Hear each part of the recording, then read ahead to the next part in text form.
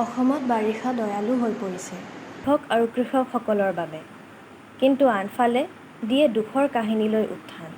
চুটি গল্প বৰষুণৰ এনিমেটেড অভিযোজন বন্দী কৰাৰ এক নম্ৰ প্ৰচেষ্টা, বৰষুণৰ আশীৰ্বাদ আৰু অভিশাপৰ বিষয়বস্তু।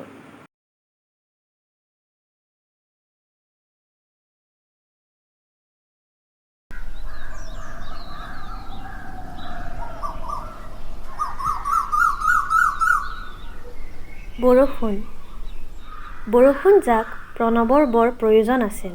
খেতি পথাৰত সেউজীয়াবোৰ জীয়াই ৰাখিবলৈ সি বৰষুণ বিচাৰি ভগৱানক প্ৰাৰ্থনা কৰিছিল।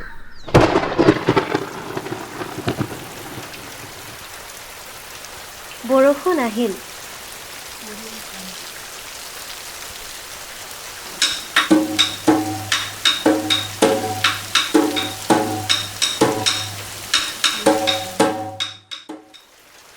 যোৱা দুদিন ধৰি গুৱাহাটী মহানগৰীত অলিয়ে গলিয়ে পানীৰে ভৰি পৰে।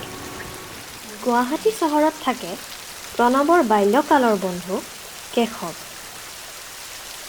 সি বজাৰলৈ গৈ ঘৰলৈ কেতিয়াও ঘূৰি নাহে, কাৰণ মহানগৰীৰ বাট-পথ, উন্মুক্ত ফুটপাথ পানীৰে ঢাক খাই একেকাৰ হৈ পৰে।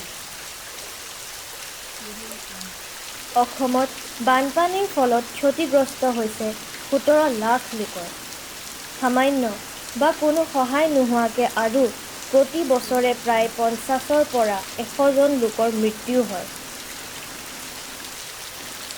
বাৰ্তা প্ৰচাৰ কৰক, এটা সহায় আগবঢ়াওক আৰু অসমৰ বাবে প্ৰাৰ্থনা কৰক।